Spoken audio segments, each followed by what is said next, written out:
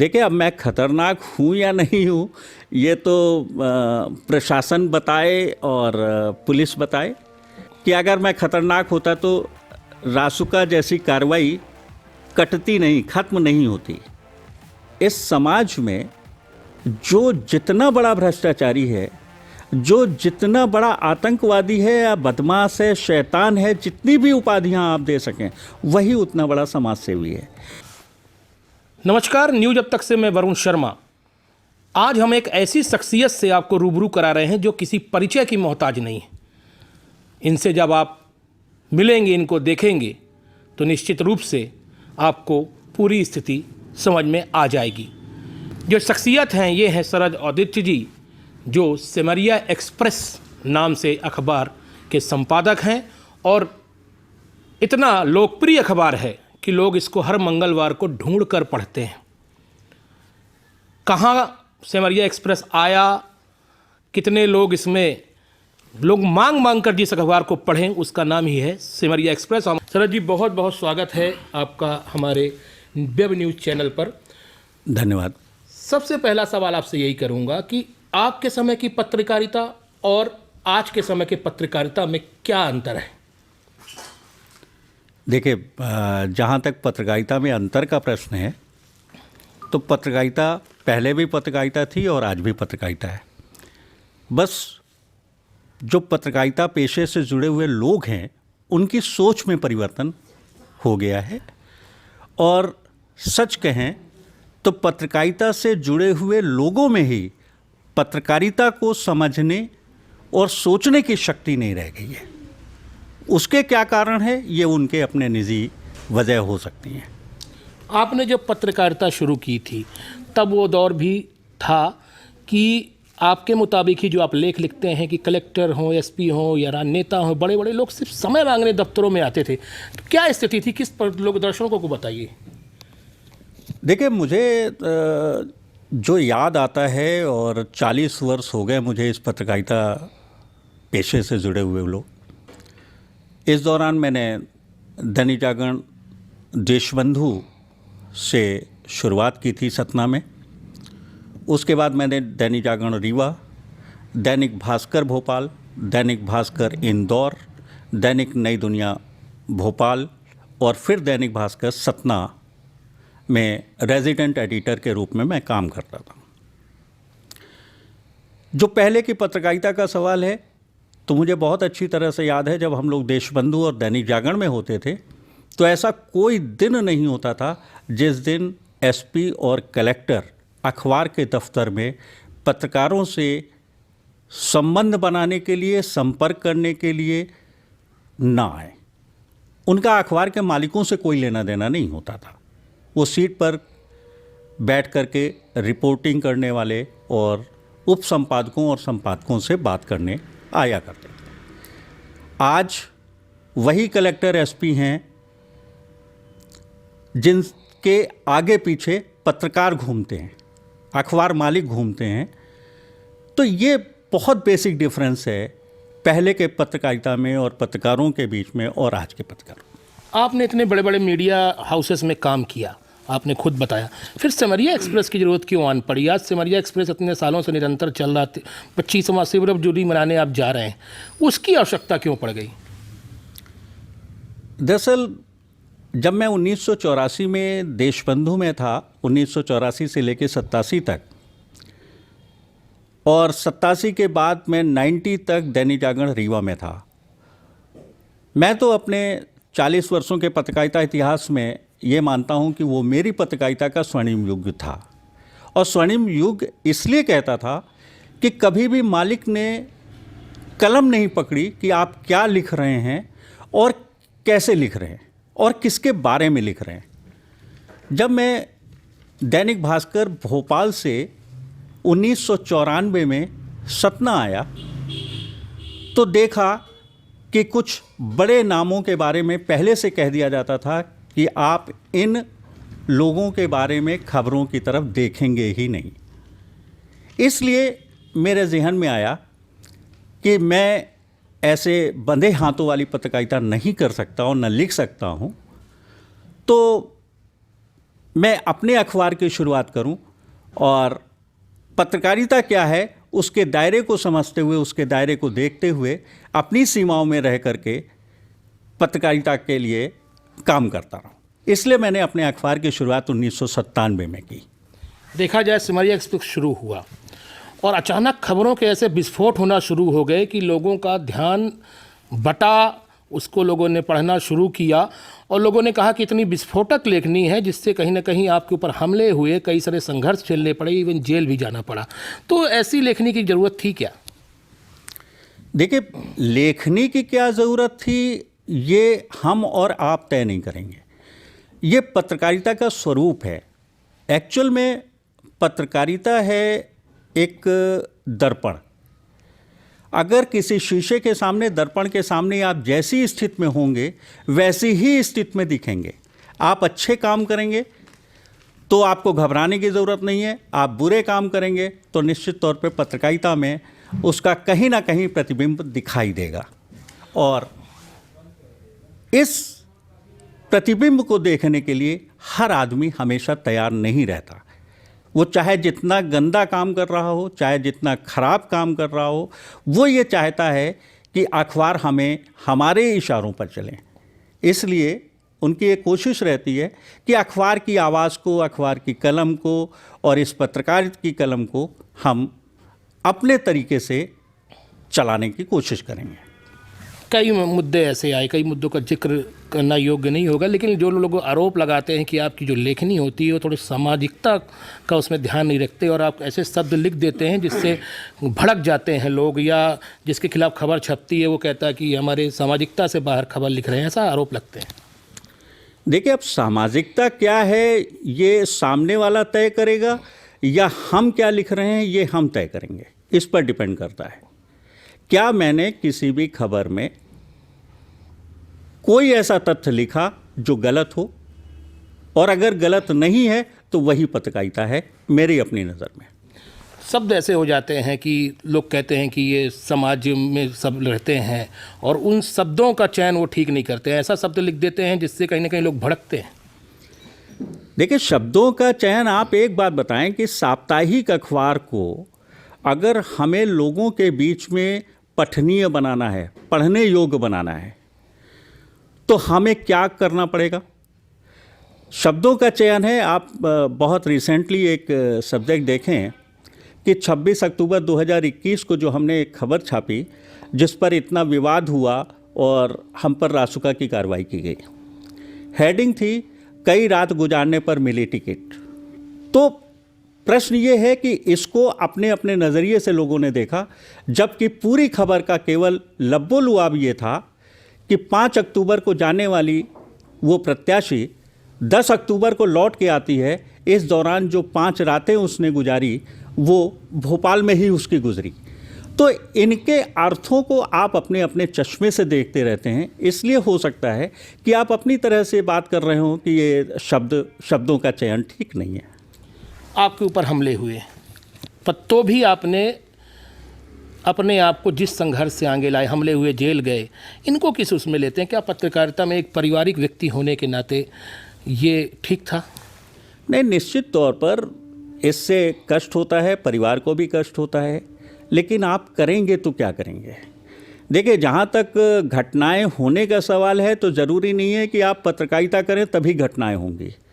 घटनाएं नियत हैं, वो अपने समय पर होंगी। हमने अखबार में खबर लिखी इसलिए वो घटना हो गई, इस बात को जोड़ा जा सकता है। लेकिन बहुत सारी जगह आप बहुत सारे दुर्घटनाएं ऐसी देखें जिसमें उसका कोई रोल नहीं है, उसकी कोई कमी नहीं है, बावजूद इसके वो घटना हो जाती है। तो उसके लिए दोषी कौन है? आप टारगेट करते हैं ब्यूरोक्रेट्स को, आप टारगेट करते हैं उद्योगपतियों को, आप टारगेट करते हैं राजनेताओं को। ये मैंने क्या एक बना लिया है मिशन कि इन्हीं को टारगेट करना है? देखिए, जहाँ तक ब्यूरोक्रेट्स, उद्योगपति और बड़े जो संपन्न परिवार के लोग हैं, देखिए खबरें किसके संदर्भ में पढ़ी जाएंगी? हमने पहले बताया कि साप्ताहिक अखबार है।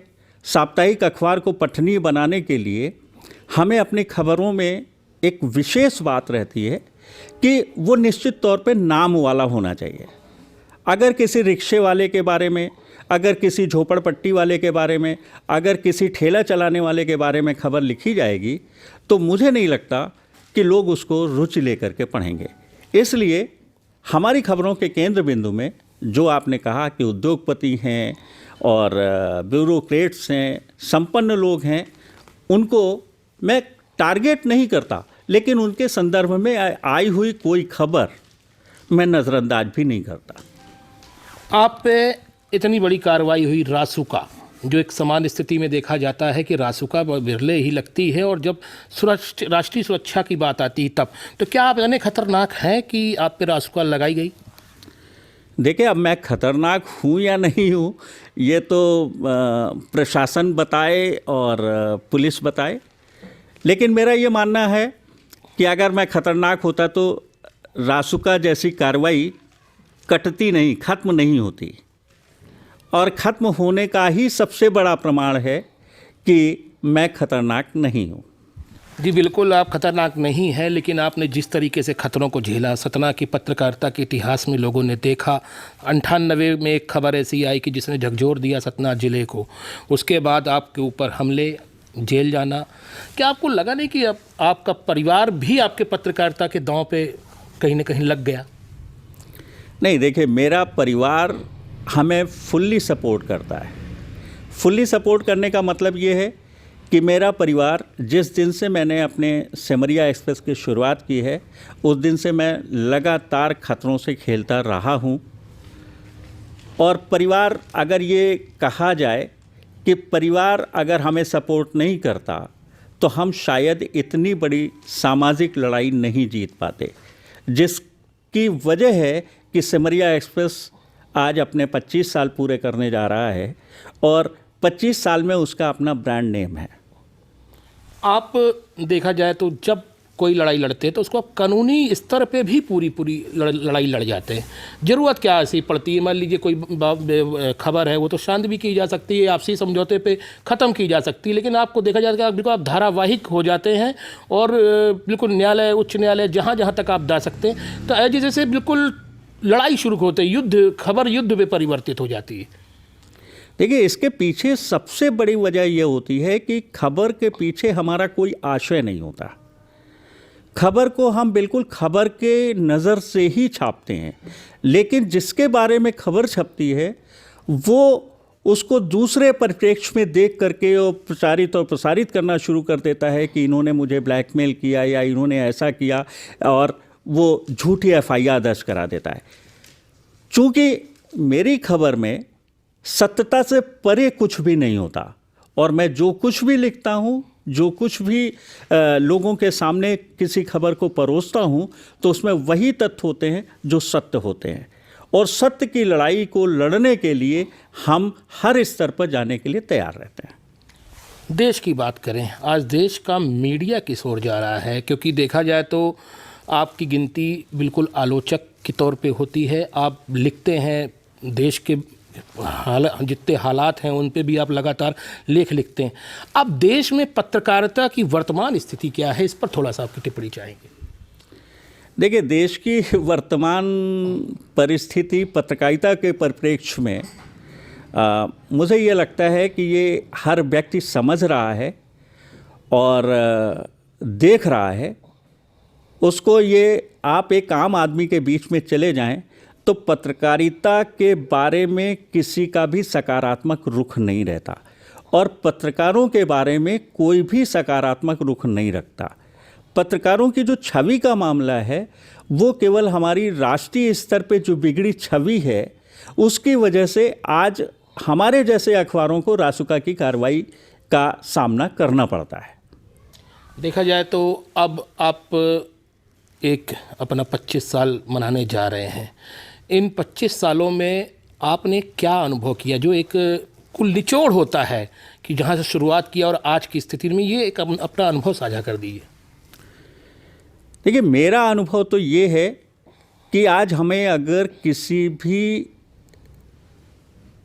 ऐसी परिस्थिति का सामना करना पड़ता है जो एक पत्रकारिता और एक पत्रकार के लिए ठीक नहीं है, तो उसकी सबसे बड़ी वजह मैं मान रहा हूँ पत्रकारिता की गिरती छवि, और पत्रकारों का स्तर इतना कम हो गया है कि लोग उसको इस तरह से आंकने लगे हैं, तो वो जो छवि बनती है लोगों के बीच में, उसी परिप्रेक्ष्य में वो हमको भी उसी समय के अनुकूल ढालना चाहते हैं।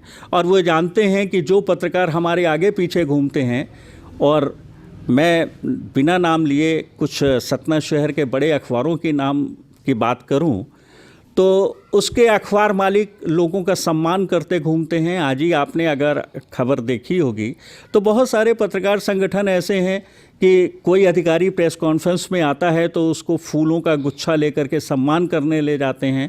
आज ही एक वो भी पत्रकार संगठनों से ही लोग रिलेटेड हैं, वो आज अपने समाज का एक कैलेंडर भेंट करने गए कलेक्टर के पास। तो जब हम पत्रकार लोग ये सब करने लगेंगे, और आज पत्रकारिता की सबसे बड़ी दिक्कत जो पैदा की है वो बड़े अखबारों ने की है, और यही वजह है कि बड़े अखबारों को पत्रकारिता को छोड़ करके अब कहीं गरबे का आयोजन करना पड़ता है, कहीं किसी डांस का आयोजन करना पड़ता है, केवल अपने अखबार के नाम पे। क्या अखबार का काम गरबा का आयोजन करना है या डांस आयोजन करना है? तो ये जो बिगड़ती स्थिति है उसका ही खामियाजा हम जैसे अखबार वालों को भुगतना पड़ता है। प्रायः देखा गया कि जो आपकी लेखनी होती है वो इतनी धारदार होती है, और लोग उसको कभी कभी जिनके खिलाफ जिस आती खबर है उसको एंटी सोशल लेते हैं। ऐसा बताया जाता है कि आपकी लेखनी एंटी सोशल है और ये समाज के लिए घातक है, और इनकी पत्रकारिता समाज के लिए घातक है। क्या कहना चाहेंगे इस पे? देखिए, ये तो लोगों के अपने सोच पर डिपेंड करता है कि वो हमें किस तगमे से नवाज रहे हैं। लेकिन मेरा मानना ये है कि मैं किसी दूसरे के प्रमाण पत्रों की ज़रूरत मुझे नहीं है। मैं क्या हूँ, कैसा हूँ और मैं क्या कर रहा हूँ, ये मेरा परिवार और मेरी आत्मा, इनके सर्टिफिकेट की ज़रूरत होती है। क्योंकि मैं कभी गलत काम करता ही नहीं, ना मैं गलत खबरों का प्रकाशन करता हूँ, ना मैं ईमानदारी और नैतिकता का जो तकाजा होता है उसका पूरा का पूरा पालन करता हूँ। मैं तो उन लोगों को भी चैलेंज करता हूँ जो ये कहते हैं कि ये इनकी पत्रकारिता समाज के लिए घातक है। एक भी ऐसी पत्रकारिता में लिखी हुई खबर ये बता दें कि उसने समाज के लिए घातक पैदा किया। अब प्रश्न ये है कि अगर समाज के लिए घातक कोई कह रहा है तभी तो रासुका की कार्रवाई की गई, फिर रासुका कैसे कट गया? इसका मतलब है कि ऑनरेबल हाई कोर्ट ने हमें इस बात का सर्टिफिकेट दे दिया है कि मैं समाज के लिए घातक नहीं हूँ। अब अंतिम सवालों की ओर चलते हैं। शरद, औदिच्य और डर, इनका संबंध क्यों नहीं है? क्योंकि दमन तो आपके साथ बहुत हुए, क्योंकि लोगों ने देखा हर तरीके से। डर क्यों नहीं लगा? परिवार था और भी चीज़ें थी। कि ये सवाल मैं नहीं, एक तरह से सभी आम जनमानस में चर्चा होती है कि कहीं कानपुर से आके आप यहाँ पर रहे, आप यहाँ के स्थायी निवासी हो गए और बिल्कुल डर नहीं लगा, आप इतनी निर्भीक पत्रकारिता करते रह गए। इसके पीछे क्या माने एक जुनून था कि आपका बिल्कुल ये था कि ये सनक कह सकते हैं, क्या कहें इसको? नहीं, देखिए, डर का जहाँ तक सवाल है तो डर अपने आप में ही डर शब्द है, परंतु डरता आदमी किससे है? डरता हर व्यक्ति डरता है अपने ही कामों से। उसको ये लगता है कि मेरे काम ऐसे हैं कि किसी सामने वाले को पता चल जाए तो वो ठीक नहीं होगा, इसलिए वो डरता है सामने वाला। और मैं इसलिए नहीं डरता हूँ कि मैं ऐसा कोई काम ही नहीं करता जो डर योग हो। मैं सच्चाई की लड़ाई कल भी लड़ रहा था, आज भी लड़ रहा हूँ और आगे भी लड़ता रहूँगा। तो इसलिए डरने जैसा तो कोई विषय है ही नहीं, खास तौर पे मेरे सामने। आप किसी इवेंट में नहीं जाते, किसी प्रेस कॉन्फ्रेंस में नहीं जाते, इसके पीछे क्या विशेष कारण है? ये बहुत महत्वपूर्ण और छुपा हुआ रहस्य है जिसका सवाल आपने किया है। एक्चुअल में इवेंट्स में बुलाने वाले लोग भी हमारे बहुत अच्छे शुभचिंतक होते होंगे। किसी शादी विवाह और किसी आयोजन में बुलाने वाले लोग वो भी हमसे ही जुड़े हुए लोग हैं। चूँकि इस समाज में जो जितना बड़ा भ्रष्टाचारी है, जो जितना बड़ा आतंकवादी है या बदमाश है, शैतान है, जितनी भी उपाधियां आप दे सकें, वही उतना बड़ा समाजसेवी है। तो कौन किस चेहरे पर लगाए हुए उस आयोजन में शामिल है, ये पहचान पाना बड़ा मुश्किल होता है। और अगर कोई अप्रिय स्थिति उस आयोजन के बीच में हुई तो वो मुझे लगता है कि आयोजक के लिए बड़ी अजीब स्थिति हो जाएगी। इसलिए उस स्थिति को टालने के लिए मैं किसी कार्यक्रम में नहीं जाता। प्रेस कॉन्फ्रेंस में भी यही स्थिति है। प्रेस कॉन्फ्रेंस में अब आपसे ज़्यादा बेहतर तो कोई नहीं जानता होगा कि आज के प्रेस कॉन्फ्रेंस में कौन लोग रहते हैं, कैसे लोग रहते हैं। मैं अपने पत्रकार साथियों के साथ हमेशा रहा हूं और 2009 का आंदोलन भी आपने देखा है। मैंने पत्रकार साथियों के लिए ही आंदोलन किया था वो। लेकिन प्रेस कॉन्फ्रेंस में आप तो बहुत समझदार हैं और अभी 2 दिन पहले एक प्रेस कॉन्फ्रेंस हुई थी और उस प्रेस कॉन्फ्रेंस में क्या हुआ, मैं अपने आप को उस भीड़ से अलग रखना चाहता हूँ। बहुत बहुत धन्यवाद शरद औदिची जी। तो आपने इनके साक्षात्कार में सुना कि इनके विचारों को सुना, बहुत क्लियर सा कॉन्सेप्ट है।